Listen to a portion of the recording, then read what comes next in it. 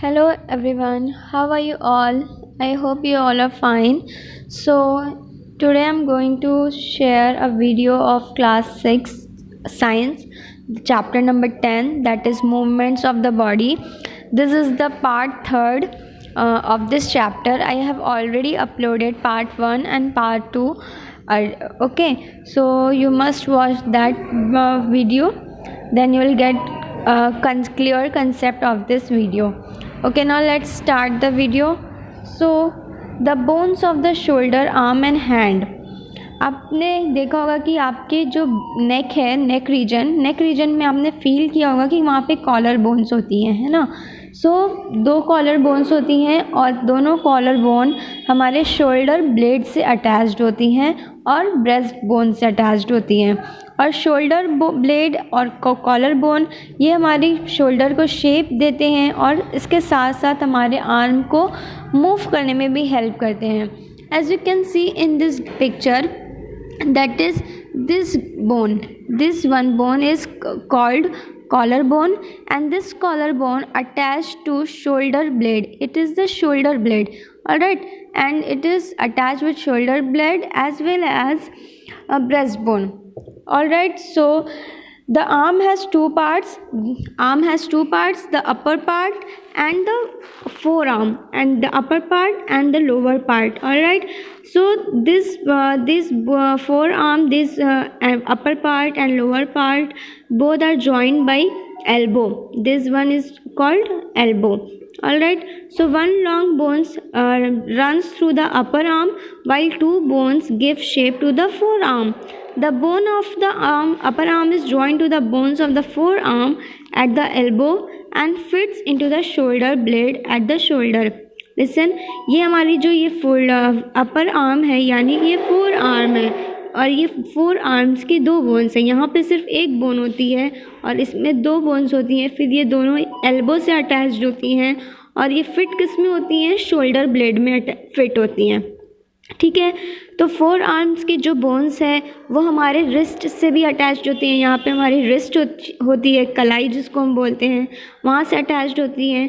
फिर इससे छोटी छोटी बोन्स होती हैं और इसमें 5 लॉन्ग बोन्स जो हैं वो हमारे हथेली को यानी पाम को फॉर्म करते हैं और वो जॉइंट होते हैं किससे? रिस्ट बोन से एक एंड पे, और फिंगर और थम्स ये एक दूसरे एंड पे ये अटैच्ड होते हैं।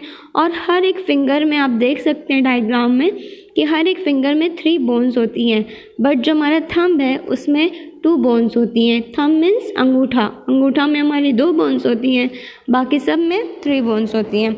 Next one is hip bones. Each hip bone is formed by 3 bones. This is hip bones. It located in our pelvis region.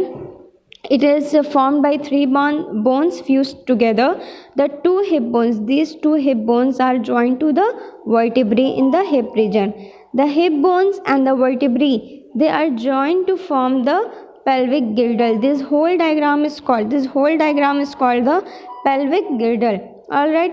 फिर इसमें जो हमारा थाई बोन्स है वो इसमें फिट होती हैं और यहाँ पे सॉकेट बनाती हैं हिप बोन्स में। सो हमारी जो हिप पेल्विक गिर्डल यानी जो हमारी हिप बोन्स हैं वो हमें वॉक करने में, रन करने में, स्टैंड होने में और बैठने में हेल्प करती हैं। हमारी पूरी बॉडी के वेट को ये सपोर्ट करती हैं और जब हम खड़े होते हैं या चलते हैं तो ये हमारे मूवमेंट, लेग्स के, पूरी बॉडी के लेग्स के मूवमेंट को भी ट्रांसमिट करती हैं।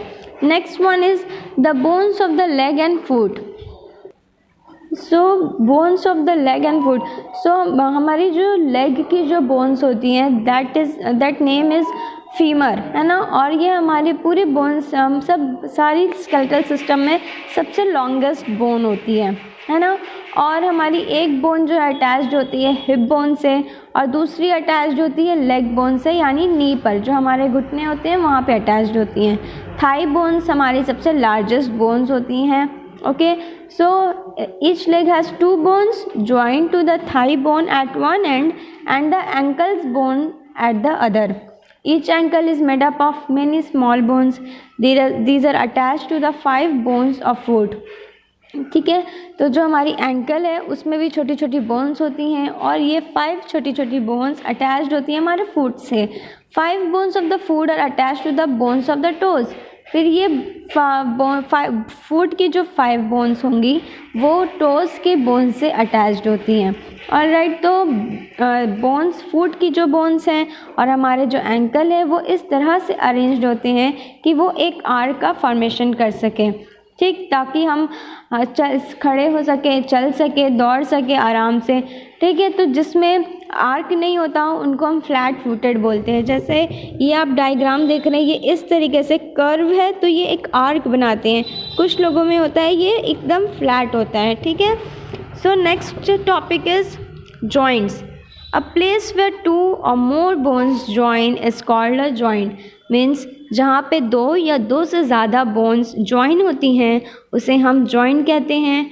बोन्स हमारी टफ होती हैं, फ्लेक्सिबल बैंड्स होती हैं, उसमें टिश्यूज़ होते हैं। अब देखो बोन्स जुड़ती कैसे हैं, जॉइंट किससे होती हैं, तो वहाँ पे कुछ इलास्टिक टिश्यूज़ होते हैं जिसे हम क्या बोलते हैं, लिगामेंट्स। तो अगर आपसे कोई क्वेश्चन करता है कि बोन्स किससे जॉइंट होती हैं, किसके थ्रू जॉइंट होती हैं, so your answer is ligaments. Ligaments के थ्रू ही 2 बोन्स आपस में जॉइंट्स हो सकती हैं। यहाँ पे देखो, यहाँ पे एक बोन है और यहाँ पे दूसरी बोन है, ये दोनों बोन्स को जॉइन कर रही है ये tissues, elastic tissues, these are called ligaments. Okay, so देखो, सो हमारे जो बॉडी में जॉइंट्स होते हैं वो 2 टाइप्स के होते हैं, fixed joints and movable joints. Fixed joint such as ones between the bones of the cranium, हमारे ये मूवमेंट में अलाउ नहीं करती, ये फिक्स्ड जॉइंट्स होते हैं। जैसे हमारे जो क्रेनियम मानी हमारे जो ब्रेन का जो स्केलेटन होता है, फेशियल स्केलेटन होता है, वो मूवेबल नहीं होता, तो उसे हम फिक्स्ड जॉइंट कहते हैं। जैसे हिप बोन्स हैं, हिप बोन्स भी मूव नहीं होती, so they are called fixed joints. Next one is ball and socket joint. Ball and socket joint ये सबसे ग्रेट, ये जो जॉइंट्स होती हैं ये हमारी बोन्स को मूव करने में हेल्प करती हैं। ठीक, ये राउंडेड हेड होती हैं। जैसे अगर हमने इसमें क्या होगा कि जैसे हमारा एग्जांपल ले सकते हैं कि हमारा अपर आर्म और द शोल्डर बोन, हम अपने अपर आर्म को इस तरीके से मूव कर सकते हैं, तो यहाँ पे क्या होगा, बॉल एंड सॉकेट जॉइंट होता है।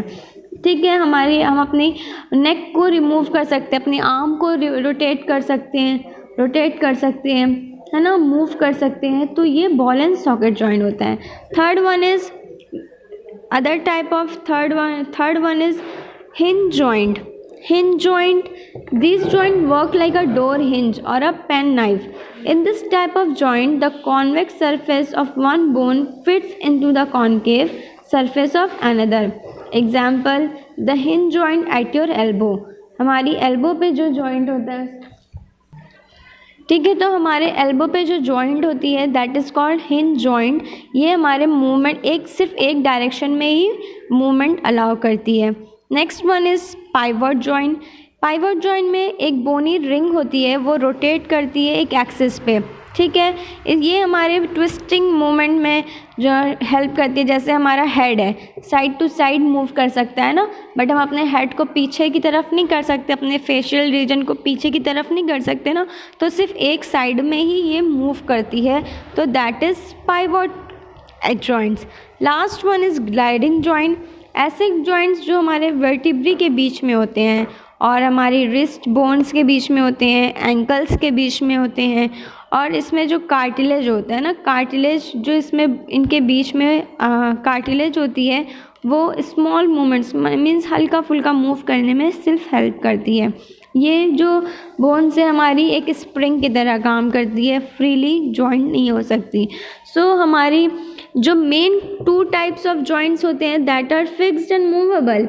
मूवेबल जॉइंट, फिक्स्ड जॉइंट तो सब हमें पता चल गया, लेकिन उसके बाद मूवेबल जॉइंट में हमारे आते हैं ball and socket joints, hinge joint, pivot joint and gliding joint. Next topic is movement. What is movement? You know very well that we have to move from one place to another. So this type of movement is called locomotion. We use our legs for locomotion.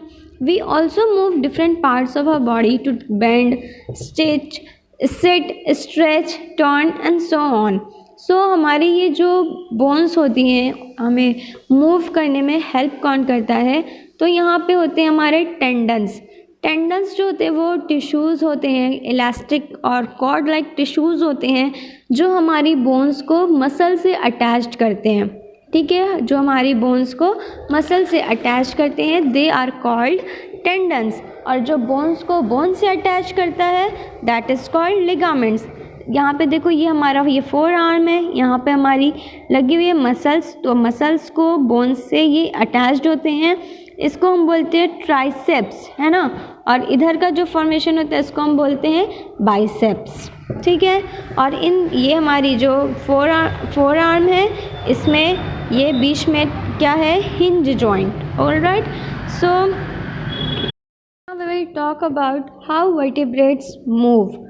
What are vertebrates? The animals that have a vertebral column are called vertebrates. Most vertebrates have a skeleton of bones inside their body, like sharks have a skeleton of cartilage. What is cartilage? Cartilage is soft bones, like in our ears there are no bones, hard bones or not muscles, no. So our ears consist of cartilage, that is soft bones. So snakes किस तरह से move करते हैं? तो snack में आपने देखा होगा कि इसमें लेग नहीं होते हैं ना, लेकिन स्नैक की जो वर्टिब्रल कॉलम होती है वो बहुत ज़्यादा फ्लेक्सिबल होती है, जिसके वजह से वो बहुत तेज़ी से मूव कर सकता है। तो एक स्नैक की वर्टिब्रल कॉलम में 100 to 4 वर्टिब्री होती है जो बॉल एंड सॉकेट जॉइंट से कनेक्ट होती है, और ये रिब से और फिर बेली स्केल से कनेक्टेड होती है। और ये vertebrae and belly scales responsible होती है स्नेक की बॉडी को फ्लेक्सिबल बनाने के लिए। ठीक है, फिश जो होती है, फिश की बॉडी के ऊपर स्ट्रीम लाइंड होती है और स्केल्स होते हैं, आपने देखा होगा, जिसकी वजह से वो वाटर में आसानी से मूव कर सकती है, और उसका जो मूवमेंट होता है वो वेव लाइक होता है। ऑलराइट, तो this movement is made possible by strong muscles attached to the vertebral column. Now let's talk about birds. Everything about a bird's body is designed for flight. आपने देखा ही होगा कि जो बर्ड्स होती हैं उनमें क्या होता है, फ्लाइट, वो उनके फेदर्स होते हैं, है ना। So smooth streamlined body offers little resistance to the flow of air. Their skeleton made of hollow bones make a bird light so that it can hold its body up in the air. जो birds की जो skeletals होते हैं, skeleton bones होती हैं, वो एकदम hollow होती हैं, मतलब उनकी bones जो है वो बहुत हल्की होती हैं, जिससे वो अपनी body को air में आसानी से hold कर सकती हैं, है ना। So bigger and strong flight muscles attached to the wings help it flap its wings. इसमें जो स्ट्रॉन्ग फ्लाइट मसल्स होती हैं उनके पंख में लगी होती हैं, जिसके वजह से वो अपने पंख की हेल्प से उड़ सकते हैं। ठीक है, and the wings of a bird when spread out have a large surface area as compare to that of the body. This is essential to help a bird fly against the force of gravity.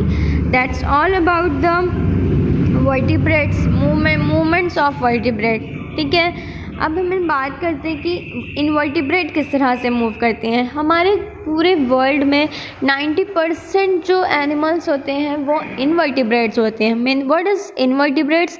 The animals which do not consist of vertebral column, means जिनकी बॉडी में vertebral column नहीं होते उन्हें हम invertebrate कहते हैं, like earthworm, insect, snails etcetera. तो जो अर्थवॉर्म है वो उसकी बॉडी में रिंग लाइक सेगमेंट्स होते हैं। ठीक है, और इसकी जो मसल्स अटैच होती हैं इसकी बॉडी से ताकि इसका कॉन्ट्रैक्शन हो सके।